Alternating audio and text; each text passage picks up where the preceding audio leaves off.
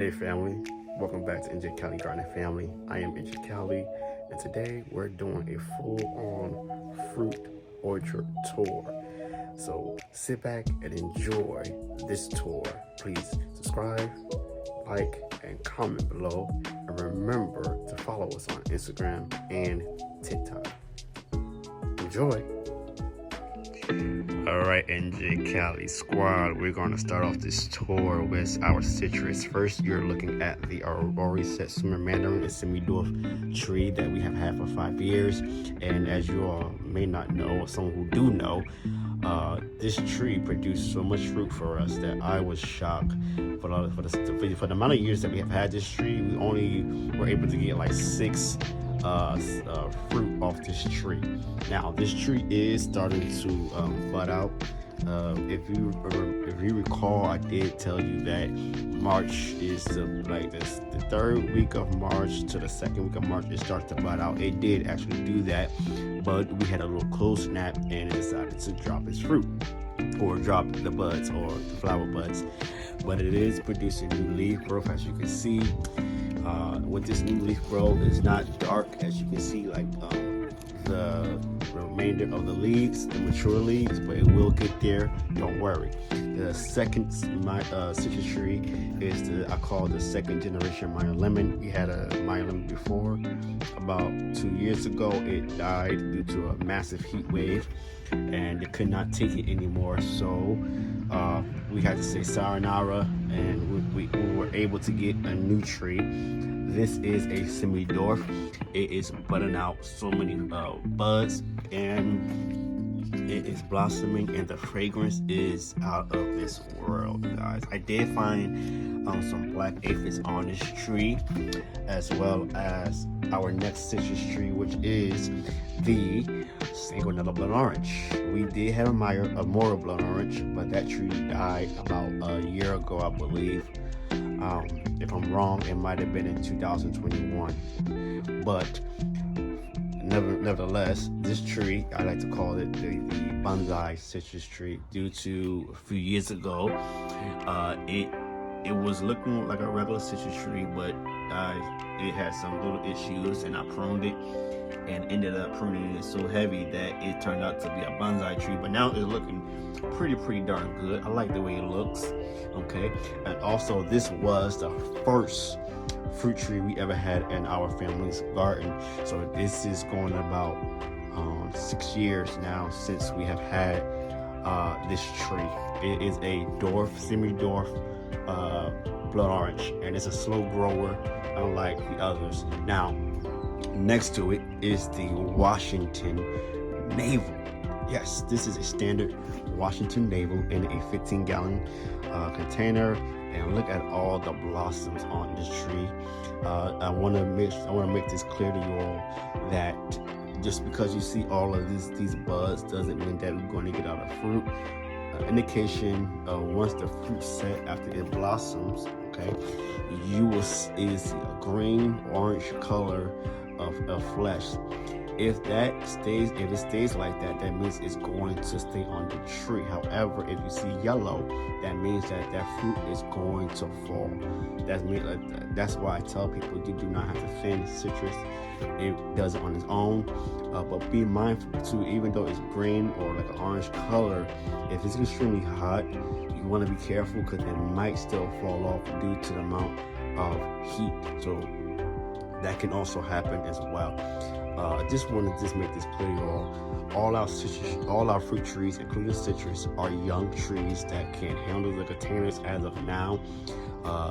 But these trees, my prayer is to one day put them in the ground, all of them.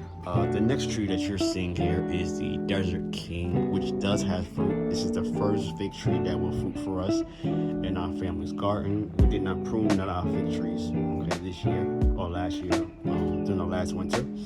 But as you can see, we're going to get a nice little crop from our Desert King. Okay, and let's go to our next location of the garden. All right, y'all, so here is the newest addition of in our garden. This is the Pamfrianca. Okay, can't get it out, y'all. Parmesan good. That's doing the gangster lean right now, as you can see. It's a pomegranate. It's one of the top pomegranates to have out there, and this was given as a gift from Ivy Organics, Mr. Charles, and the Ivy Organics team as a gift. So we are so grateful for this. We love pomegranates, so we're going to take care of it, and in the future it will go in the ground indefinitely, like I have said recently. So I'm looking forward to getting some fruit in the future. Over here, okay, you're looking at the cherimoya. We are in a subtropical growing zone where we can grow subtropical fruit, such as the cherimoya and like the sapote and whatnot. So this tree, unfortunately, looks like it's dead. I know I have done research, and in the research, when I was looking up, doing my research on the cherimoya in our growing zone where we are, that it dropped its leaves late in the winter, and it did that. But look at this branch, y'all. This is a baby cherimoya, by the way. This is not a mature cherimoya, but I'm just like, I'm not sure, y'all. This is my first time ever growing this type of fruit, and I have a lot more to learn. I am going to replace it in the future with a more mature tree if I can get my hands on it. If we can get our hands on it, it will be in our family's orchard and garden. We love the cherimoya and soursop and the nome family. I became a lover of the soursop. I had it, and now I know why my wife loves this soursop, and I can attest that it is good. Now, next to that is the everbearing mulberry that can grow in a container. This is an everbearing. It's not like the Pakistan mulberry. Mulberries are fast growers, okay? And I say that because this was in a tree sleeve, okay? When we first got it almost 2 years ago. And I'm saying that because you see this branch here, this branch, okay, and you see this bark of the tree. So what you just saw was the beginning of how it looked. Now it looks like this. When we first got this tree, the bark of the main leader of this tree was that thin, as a pencil. But look at it now. Look how it look, and it's been pruned twice. So just know they are fast growers, and I have heard that mulberries, the everbearing mulberry, can get up to like 30 feet tall. That is huge, y'all. That's extremely huge. Now you're gonna hear me say sleeve or tree sleeve more than once, okay, in this content, because some of our trees have been purchased in that, like in our bush berries and whatnot. But another tree has been purchased in a sleeve, and I'm gonna show you a few. But this is our Glen mango. We can grow mangoes. This mango tree it's alive. It needs a lot of prayer. No bad prayers, but good prayers. And it is trying to look like it's trying. I'm trying to get a good shot of this, get focused, but I'm sorry, y'all, it might not be working very well. But it is going to come back. It's going to come back hard with a lot of growth. I know it. I believe it. I have faith in it. We can grow this variety and several other varieties of mangoes. So I'm trying to get, in the future, I want to get like 3 more mango trees or 4 more mango trees if I can. If not, I'll try to grab them onto another. We're going to turn around very quickly and show you the little NJCaliGardener apple tree. This tree is about 2 years old as well. This was a gift from his great-grandmother and for his birthday. And so it is about 2 years old now, I believe. Or 2.5 years old, or 3 years old. It's 3 years old. Yeah, y'all, I'm sorry. Time flies. This tree is 3 years old. I had to really think about it, and yeah, it has not produced any fruit yet, but I'm praying that it will produce. It's a self-fruiting tree.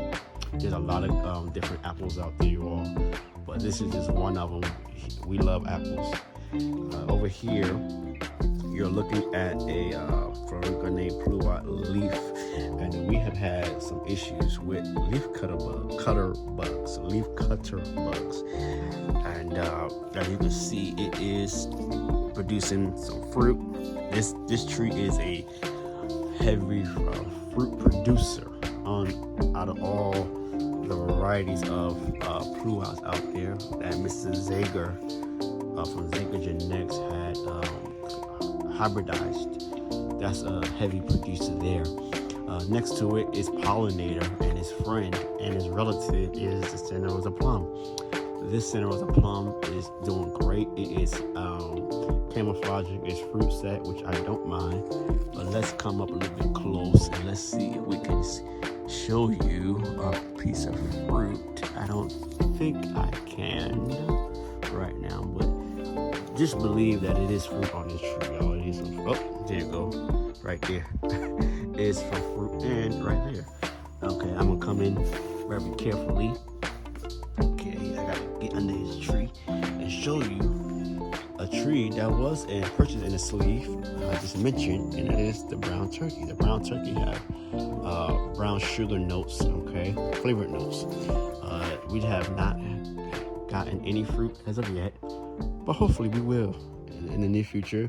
This variety of fig is a producer that is ready to harvest in between mid-July and August. And we're gonna come over here at our last fruit tree of the tour, and that is the Cadota.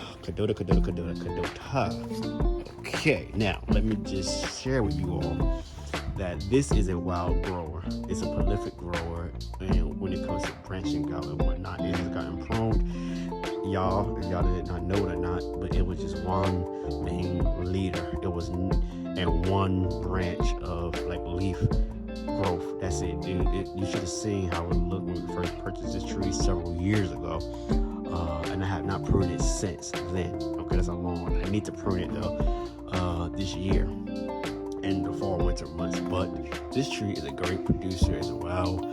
I rave a lot about this tree. If you love strawberries, this tree has like a strawberry flavor note to it. Heavy producer as well. The leaf structure is very nice. It doesn't like a lot of sun. From what I have seen, it will actually get a fungus. Okay, so be very careful when it's too much sun on it. So that's why it is here on this little hill, okay, or slope, if I may say. And so, but it's a nice fig tree to have. And so I want to actually let it grow in a different form. My plan is to purchase more fig trees, but I'm basically going into the grafting route when it comes to our fig trees. And so I'm thinking about grafting multiple varieties of figs. I don't know on which fig tree yet that's going to happen, but it will be happening very soon. I'm coming out of my shell, and I'm going to push myself to graft like wildfire in the next growing season. So wish me a lot of prayers and blessings on that note. Okay, guys? So, the Cadota. Well, NJ Cali squad, that ends today's fruit tour. As summer is soon to approach, I want to share so much more with you all. So if you have not subscribed to our channel, please go ahead and subscribe. And I always say, once you subscribe, you are family. So welcome to the family, all our new subscribers. And please like, share, and comment below. And remember to go down in the description and follow us on our Instagram page and our now TikTok page. So until next time, we'll see you.